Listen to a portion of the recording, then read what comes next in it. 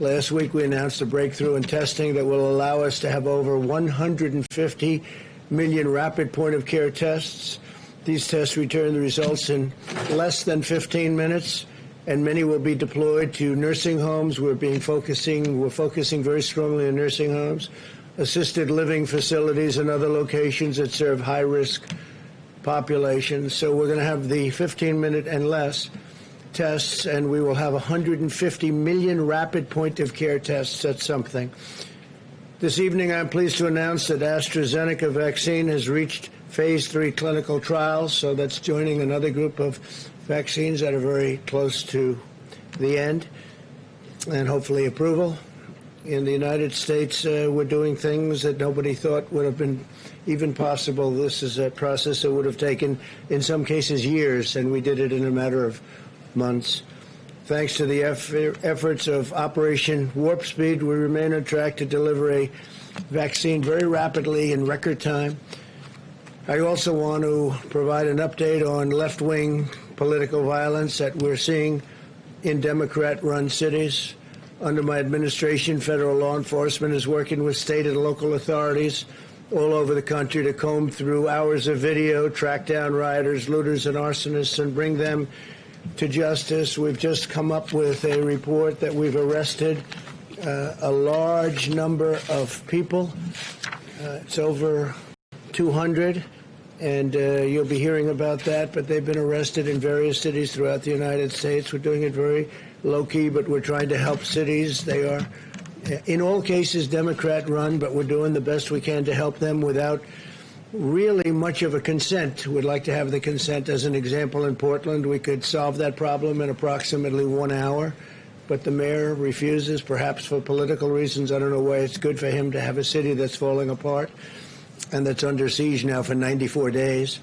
But really, it's been under siege for years, if you know Portland. So to the mayor, I say, whenever you're ready, let us know. We'll solve your problem of violence. We'll solve your problem of crime. We'll arrest those criminals very rapidly, and you'll be able to have some nice evenings in Portland. The Department of Homeland Security and the Department of Justice are announcing a joint operations center to investigate the violent left-wing civil unrest. And again, in Portland alone, the federal government has already taken care of and arrested 100 rioters.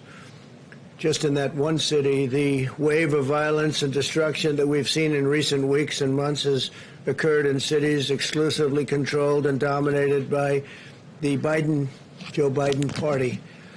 If you take a look, the top 10 in the country are Democrats. It's Democrat-run cities, and it's a shame, and it can be solved so easy.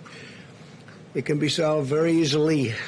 The violence is fueled by dangerous rhetoric from far-left politicians that demonize our nation and demonize our police. We have to allow our police to do what they're very good at doing. We've taken that power away. They're afraid to lose their pension, their job, their everything. They're afraid to be destroyed. You saw this when left-wing extremists attacked law-abiding citizens attending the Republican National Convention at the White House, including Senator Rand Paul and his wonderful wife, Kelly, what they went through, but other people went through it too.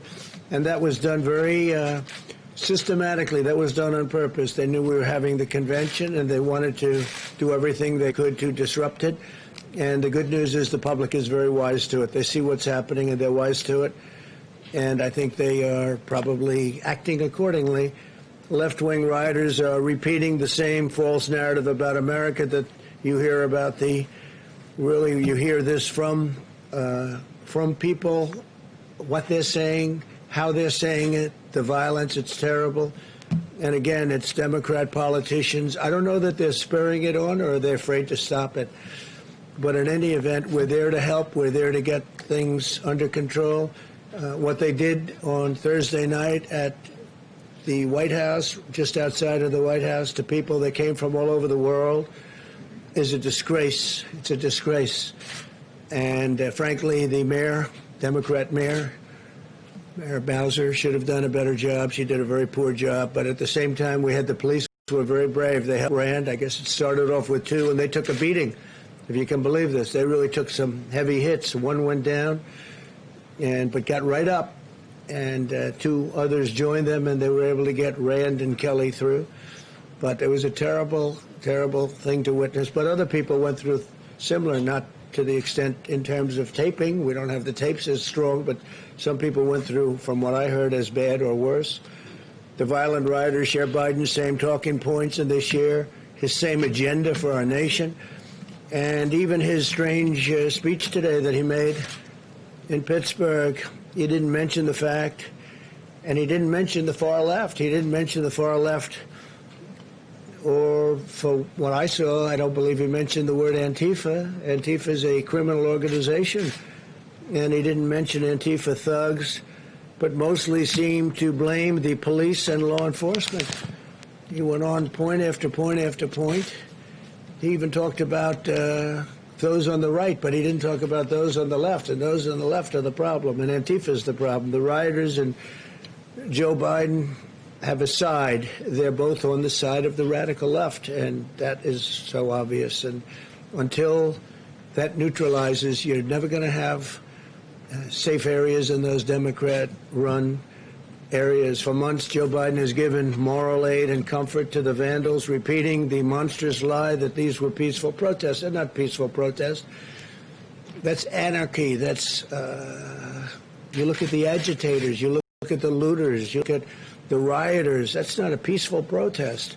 They keep using the term. It's so nice, peaceful protest. And behind the reporter, the cities are burning. We could solve it very quickly if they ask us to come in, like we did in Minneapolis and like we just did in Wisconsin, where I'll be going tomorrow. And at least the governor asked me if I could, we would, I said, you got to get the National Guard. And he finally agreed to even a small number, but they were able to take care of things. And that was about 5 days ago, 6 days ago. And ever since, it's been very good. 13 members of Biden's campaign staff donated to bail and rioters. They're getting him out of jail, looters. They got him out of jail. And his running mate, Kamala, urged their supporters to do the same thing. It's outrageous that they're now seeking to shift the blame for the mayhem. And they really want to put it on the backs of the police. I see it. The police there's just a war on law enforcement in this country, and without law enforcement, we wouldn't have a country. We have very talented people. They're not allowed to do their job. If you give the radical left power, what you're seeing in the Democrat-run cities will be brought to every city in this country. If they have that power, every city in this country could be potentially another Portland or another Chicago where they've had such problems. To defeat them, we must jail lawbreakers, and we must defeat their hateful ideology about this country. We must teach our children that America is an exceptional, free, and just nation worth defending, preserving, and protecting. And that's what we want to do. They want to destroy our country. They're going to destroy our suburbs. But I think I've gone a long way from allowing that to happen. The suburbs are protected, especially with the rule changes that I made. I took them out of the Obama administration. They were going to be made much worse. What we're witnessing today is a result of left-wing indoctrination in our nation's schools and universities. Many young Americans have been fed lies about America being a wicked nation plagued by racism. Indeed, Joe Biden and his party spent their entire convention spreading this hateful and destructive message while refusing to say one word about the violence. They didn't even discuss law enforcement, the police. Those words weren't mentioned. 2 words that were taken out were the words under God, 2 very important words in the Pledge of Allegiance in their caucus. I guess they did it twice. They took it out of their Pledge of Allegiance. I heard it the one time, and I said, that's strange. That's a big change. I figured they maybe made a mistake. Something happened. No, they didn't make a mistake. Then they did it later on. So they took the word, essentially, they took the word God out of the Pledge of Allegiance. We're not taking the word God out of anything. We're not taking it out of our Pledge of Allegiance, and we're not taking the great word God out of anything. At our convention, we highlighted law enforcement heroes and repeatedly emphasized that violence has no place in American political discourse. The left's war on police, faith, history, and American values is tearing our country apart, which is what they want. They think it's good, but it's gotten out of control. They're unable to control this radical left crazy movement, but we can control it very quickly, very, very quickly indeed. The only path to unity is to rebuild a shared national identity focused on common American values and virtues, of which we have plenty. This includes restoring patriotic education in our nation's schools, where they're trying to change everything that we've learned. What we've learned, in fact, what most of you have learned, they want to change it. They want to change it for whatever reason. Cancel culture, whatever you want to call it. At the same time, we must strictly and fully enforce our law and have no tolerance for anarchy and no tolerance, zero, for violence. Anyone who breaks the law should be arrested, prosecuted, and punished. This includes targeting law enforcement efforts to focus on Antifa, the left-wing domestic terror organization. The mission of Antifa is to spread terror in the U.S. population with the goal of getting Americans to give up to their agenda. This is how terrorist organizations have always operated. Biden won't even say the name Antifa. I don't believe he said it today. He made a speech, and he didn't mention that. He mentioned others, but he didn't mention Antifa. He mentioned law enforcement and mentioned the police, and but he didn't mention Antifa. I wonder why. And if he cannot name the problem, there's no way that he'll solve the problem. You don't name it, you don't solve it. In fact, Biden would give Antifa exactly what it wants, the far-left policy agenda it's asking for. And if that happened, we don't have much of a country left. If you give violent extremists what they want, the violence doesn't go away. They gain new power to spread the terror nationwide. Most of our nation is extremely safe, by the way. You know, you only see the bad. You see Portland and Chicago, and you see what's happened in New York just in a very short period of time. It's horrible what's happened in New York. I love New York. I come from New York. And when I see, 4 years ago I left, and I could see that it was problems under this mayor. He's a terrible mayor, one of the worst. I can't say the worst. I mean, I've witnessed Portland. Hard to top him. But he's certainly one of the worst. And when I look at what's happening in New York, and I look at what's happening in the city, and so quickly, it happened so quickly, it's a shame. Biden's strategy is to surrender to the left-wing mob, which is exactly what he's doing. I don't think he even knows what he's doing, and give them control over every lever of power in the United States government. But when you surrender to the mob, you don't get freedom, you get fascism. That's what happens in all cases. You take a look at Venezuela, look what's gone on there, and other places. Biden is using mafia talking points. The mob will leave you alone if you give them what you want. That's what it is. The mob will leave you alone, give them what you want. But it doesn't work that way, because once you give them, they keep taking. What happens is you give and give and give, and you take, and they no longer respect you. And that's what's happened with the Democrats, because I actually think they've lost control of these radical left maniacs. I think they've lost control, because I don't think they feel that's helping them. When New York and Chicago and Portland, and you look at Oakland, and you look at Baltimore, and you look at so many different places, and what's going on there, the top 10 are all run by Democrats, and you can go a lot further down the list than 10. In America, we will never surrender to mob rule, because if the mob rules, democracy is indeed dead. The reason we're continuing to see violence in left-wing cities today is that liberal politicians, mayors, prosecutors, and judges are refusing to enforce the law and put the rioters in jail. These are rioters. These are dangerous people. These are killers. They kill a lot of people. And they don't even think about it. They wake up the next morning. They don't even think about it. This is the extreme left's agenda for America. They want to appoint radical prosecutors, judges, and federal officials who will set criminals free. Their stated plan is to cut police funding, abolish cash bail, close down prisons, re-educate our children, preach left-wing social justice, establish a national sanctuary for criminal illegal aliens, and abolish the death penalty, even for cop killers. No one will be safe, and in fact, they want very much to let people in prison, like as an example, the Boston bomber. They want to let everybody vote. If you're in prison, if you're the Boston bomber, they want you to have a vote. I don't know. I don't think that sells too well. My administration is a very different approach. We want states to work with us to deploy the National Guard to quell the unrest. All they have to do is call us. We will have the National Guard. We're prepared. We're ready to go no matter where they may call from. Any part of the country, East Coast, West Coast, doesn't matter.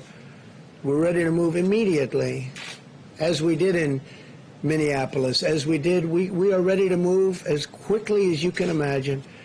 Tomorrow I'm going to a place where we move very quickly. You know that, in Wisconsin, and we move very, very quickly. And as soon as we moved, that was the end of that. It was very well behaved. I'll appoint more tough-on-crime prosecutors, support stiffer penalties and longer jail terms for riders, and support effective policing methods that are proven to be great crime reducers. When you enforce the law, order follows, and we need order. We need order. You can't have cities run like these cities are run.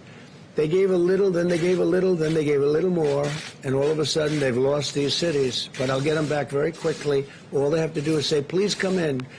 As you know, they have to ask, unless we go a much tougher route, which we could, but you don't like to do that. They have to ask you to come in. When they ask me to come in, we'll be there within a matter of minutes. When I signed the executive order outlining 10-year prison sentences as an example for destroying monuments and statues, it immediately stopped. That was 3 months ago or so. I signed an order, and it said 10 years in prison. 10 years if you knock down a statue. It immediately stopped. I mean, to the best of my knowledge, I haven't seen it happening for about that time. They were going to have a big march on Washington. They canceled that march. They said 10 years is too long. Before the outbreak of left-wing extremism, our strategy produced a historic reduction in violent crime. In the last 2 years of the Obama administration, murder increased 30% in major American cities, and we witnessed the largest 2-year nationwide increase in murder in over a half a century. In the first 2 years of my presidency, the number of murders went down significantly. Earlier this year, we announced that Operation Legend, surging federal law enforcement to cities plagued by violent crime, and we did a lot of it. We did a lot of it very quietly, but we did a lot. Since the beginning of Operation Legend, we have conducted more than 1,000 arrests and reduced the murder rate in Kansas City, which is one of the cities we targeted, by 1/3, cut it down 33%. In the last month alone, we cut the murder rate in Chicago in half. People don't know that, but we sent them in to Chicago without fanfare at all, but we cut it down in half. It's still far too high. And if they'd asked for full help, as opposed to just sending some very talented people, we'd be able to cut it down to a very low number. While I am president, we will defend the rights of law-abiding citizens. We will honor the heroes who keep America safe, and we do. We honor our police. We honor our law enforcement. I have the privilege of having gotten, I guess, every law enforcement group in the country that I can think of. The sheriffs in Florida, all of them. Law enforcement, Ohio and Texas, North Carolina. I mean, almost no matter where you look, I think I've gotten all of it. We'll have to do a little study so I'm totally accurate, but I would say all of it. And the ones who didn't, I think we have to look at them. Where do they come from? So we've done a real job. We're ready, willing, and able to help these Democrat-run cities that are doing poorly. They have to call and ask. All they have to do is call. They don't even have to put it in writing. We'll put it in writing later. We'll get them in there, and we'll straighten out the city very quickly, whichever city we may be talking about. So those governors that are responsible for a state that has a city that's got a lot of problems, call me, or the mayor can call me, and we'll be there very quickly. Tomorrow we're making that trip to Wisconsin. I think a lot of you are going to be going, and it should be very interesting. It should be very interesting, but we're proud of it because in 6 days, it's been like a different world. And it took place immediately. As soon as we surged, as soon as we went in, it took place immediately. Okay, please. Thank you. Mr. President, are you giving any consideration, or did you give any consideration to the governor and mayor's request not to come to Kenosha tomorrow? No, because Kenosha was something we did a good job on. The governor didn't want us there. He didn't want the National Guard, as you know. He was very reluctant, but I give him credit because ultimately he said yes, and as soon as he said yes, the problem ended. But I have to see the people that did such a good job for me, and we're meeting with numerous people, and we have tremendous support in the state of Wisconsin, so I promise them when it all gets taken care of, we'll go. Concerns, though, that it could exacerbate tensions and increase violence. Do you give any consideration Well, it to could that? also increase enthusiasm, and it could increase love and respect for our country. And that's why I'm going, because they did a fantastic job. As soon as I called and told them, let's go, the whole problem stopped. That was, what, 6 days ago? Yeah, Jeff? Mr. President, why are you not meeting with the family of Jacob Blake while you're there? Well, I spoke with the pastor, wonderful man, the family's pastor, and I thought it would be better not to do anything where there are lawyers involved. They wanted me to speak, but they wanted to have lawyers involved, and I thought that was inappropriate, so I didn't do that. But I did speak with the pastor of the family, who's a fine man, a wonderful man, and I think we had a great talk. And I may at some point, do that, but they did have a lawyer that wanted to be on the phone, and I said, no, that's inappropriate, but I just gave my best regards. But again, I spoke with the pastor. Yeah, please. I have a question on coronavirus, but first, you're just criticizing Joe Biden, saying he didn't mention the far left or Antifa during his speech today. You said you wanted to talk about left-wing political violence. Yeah. But I noticed you did not mention that your supporters were also in Portland this weekend, firing paintball guns at people, some form of pepper spray. So do you want to also take this chance to condemn what your supporters did? Well, I understand they had large numbers of people that were supporters, but that was a peaceful protest. And paint is not, and paint is a defensive mechanism. Paint is not bullets. Your supporters, and they are your supporters indeed, shot a young gentleman who, and killed him, not with paint, but with a bullet. And I think it's disgraceful. These people, they protested peacefully. They went in very peacefully. And I'll tell you what they're protesting. They're protesting when they turn on television or read whatever they may be reading, and they see a city like Chicago where 78 people were shot and 13 died, or a city like New York where the crime rate has gone through the roof, or a city like Portland where the entire city is ablaze all the time, and a mayor says, we don't want any help from the federal government. When these people turn that on and they see that, they say, this is not our country. This is not our country. That was a peaceful protest, totally. It was a supporter of yours, Mr. President. Yeah, go ahead, please. It was a supporter of yours, Mr. President. Are you going to condemn the action? It was a supporter of yours, Mr. President, who killed someone that is accused of killing two people. It's a supporter of yours. Are you going to condemn the actions of vigilantes like Kyle Rittenhouse?